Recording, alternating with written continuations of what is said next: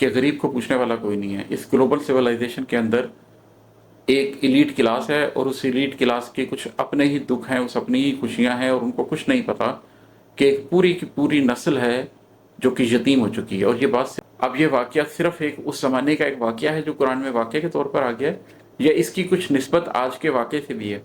ہم جانتے ہیں کہ قرآن میں ذوالقرنین کا بھی ذکر ہے سورۃ الکہف کے اندر ہی، اور ذوالقرنین بھی کرن زمانے کو کہتے ہیں. ذوالقرنین بھی دو زمانوں کو ریپرزینٹ کر رہے ہیں، دو زمانوں والا.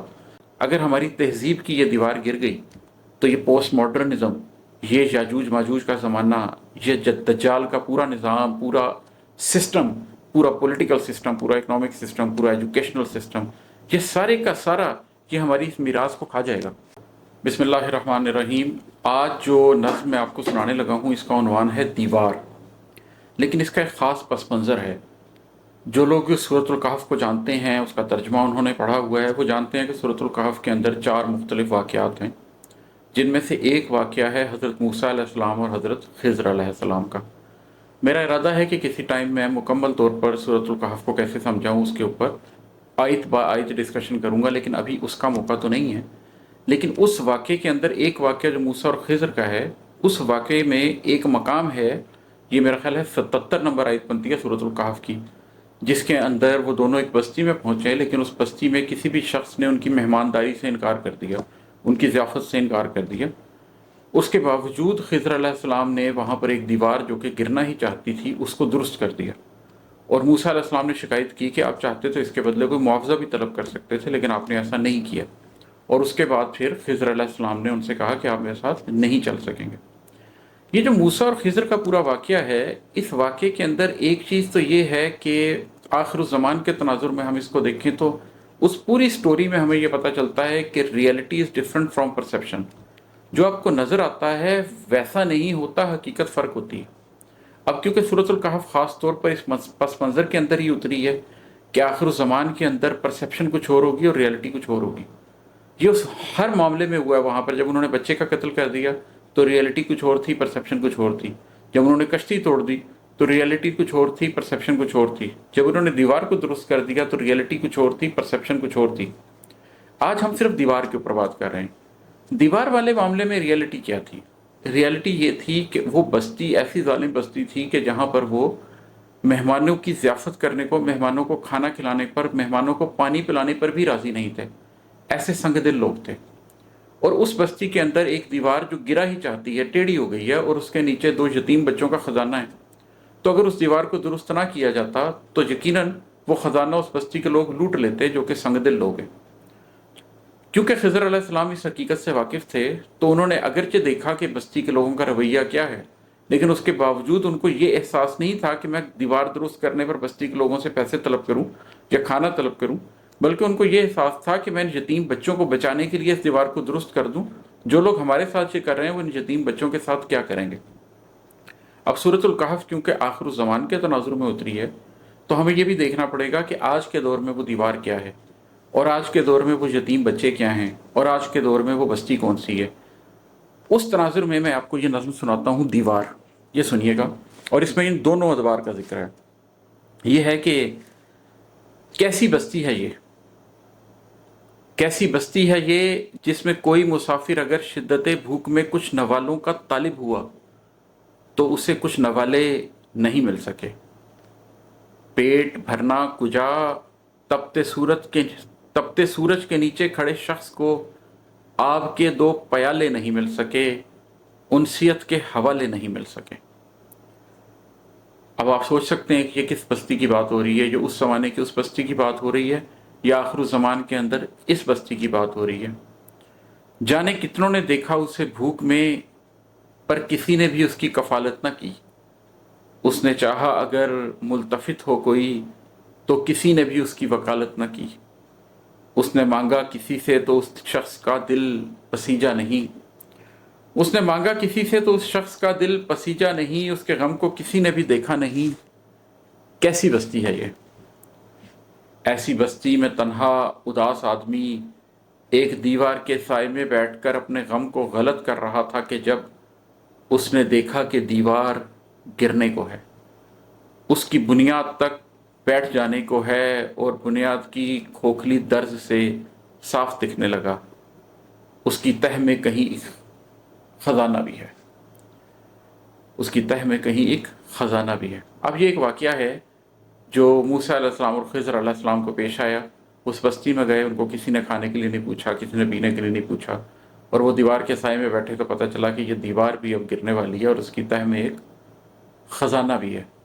लेकिन एक बस्ती वो है जिसके अंदर हम अब रह रहे हैं, और उस बस्ती में भी मामलात ऐसे हैं कि गरीब को पूछने वाला कोई नहीं है। इस ग्लोबल सिविलाइजेशन के अंदर एक एलीट क्लास है, और उस एलीट क्लास के कुछ अपने ही दुख हैं, उस अपनी ही खुशियां हैं, और उनको कुछ नहीं पता कि एक पूरी की पूरी नस्ल है जो कि यतीम हो चुकी है। और ये बात सिर्फ मुआश की नहीं हो रही, ये बात समाज की भी हो रही है, ये बात बुनियादी इक़दार की भी हो रही है, ये अखलाकियात की भी हो रही है।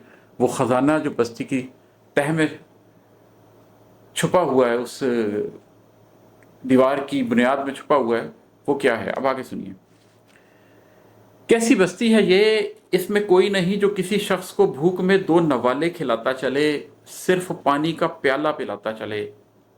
ऐसी बस्ती में किसका खजाना है ये हजारों बरस की पुरानी कहानी है या आज ही का ज़माना है ये? अब ये वाकया सिर्फ एक उस ज़माने का एक वाकया है जो कुरान में वाकये के तौर पर आ गया है, या इसकी कुछ निस्बत आज के वाक़े से भी है?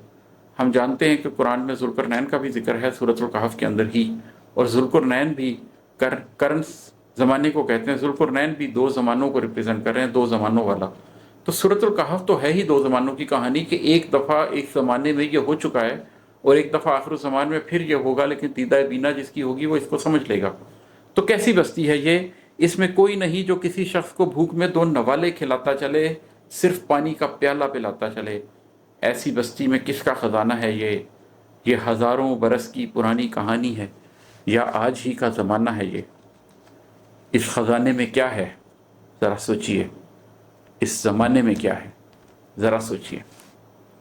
इस खजाने में क्या है, ज़रा सोचिए। इस ज़माने में क्या है, ज़रा सोचिए। ये जो दीवार है ये हमारी रवायत की दीवार है, दीन और दुनिया की गायत की दीवार है। ये एक दीवार जो हमारी तहज़ीब मशरिक़ की दीवार है। ये एक दीवार जो दीन इब्राहीमी के असास के ऊपर खड़ी हुई है। ये दीवार जिसके ऊपर मज़हब कायम है। ये पूरी दीन और दुनिया की जो हमारी मुकम्मल गायत है, ये उसकी दीवार है जो टेढ़ी हो रही है और गिरने वाली है।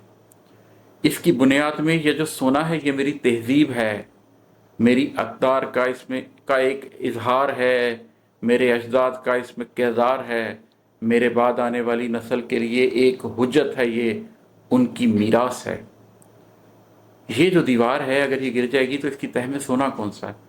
हमारी तहज़ीबी अक़दार का सोना। इसके अंदर सोना कौन सा है? जो हमारे अजदाद का एक किरदार है। हमारे अजदाद कौन है? हमारे वालिद इब्राहीम अलैहिस्सलाम की सुन्नत के ऊपर जो भी चलता रहा है, उसके बाद जो तमाम अंबिया हैं, और उसके बाद फिर ख़ुसूसन नबी करीम सल्लल्लाहु अलैहि वसल्लम ने जिस तहरीक की बुनियाद रखी है और जो दीन कायम हुआ है, वो दीन की जो पूरी असास है वो इस दीवार के नीचे है। अगर हमारी तहज़ीब की ये दीवार गिर गई तो ये पोस्ट मॉडर्निज़म, ये याजूज माजूज का ज़माना, ये दज्जाल का पूरा निज़ाम, पूरा सिस्टम, पूरा पॉलिटिकल सिस्टम, पूरा इकोनॉमिक सिस्टम, पूरा एजुकेशनल सिस्टम, ये सारे का सारा ये हमारी इस मीरास को खा जाएगा, सब कुछ चला जाएगा। कैसी बस्ती है ये, और इसमें ये बुनियाद हिलने को है, मेरे अजदाद की सब रवायात की, दीन और दुनिया की दीवार गिरने को है। किससे बोलूँ ये दीवार थामे कोई, किससे कह दूँ कि बुनियाद को पुर करे। ऐसी बस्ती में कोई मसीहा नहीं, ऐसी बस्ती में कोई सुनेगा नहीं। मैंने तो खुद पिछले 12-14 साल में बहुत कोशिश की है, और ऐसे ऐसे लोगों के साथ कोशिश की है जिनके बहुत बड़े बड़े दावे थे कि वो इस्लाम के लिए कुछ करना चाहते हैं, जो आखिर ज़मान में एक छोटी सी ऐसी बस्ती बसाना चाहते हैं कि जिसके अंदर हम अपनी इस दीन और दुनिया को बचा सकें, हम अपनी आने वाली नस्लों का वो सोना, वो सरमाया बचा सकें। लेकिन अफसोस इस बस्ती में कोई मिला ही नहीं। तो किससे बोलूँ ये दीवार थामे कोई, किससे कह दूँ कि बुनियाद को पुर करे। ऐसी बस्ती में कोई मसीहा नहीं, ऐसी बस्ती में कोई सुनेगा नहीं। आज कल में ये दीवार गिर जाएगी। कौन सी दीवार? हमारी तहज़ीब की दीवार गिर रही है, हमारी आंखों के सामने गिर रही है। किसी कॉलेज यूनिवर्सिटी में जाके माहौल देखे, نوجوان نسل کا رجحان دیکھیں، آپ کو اندازہ ہو جائے گا۔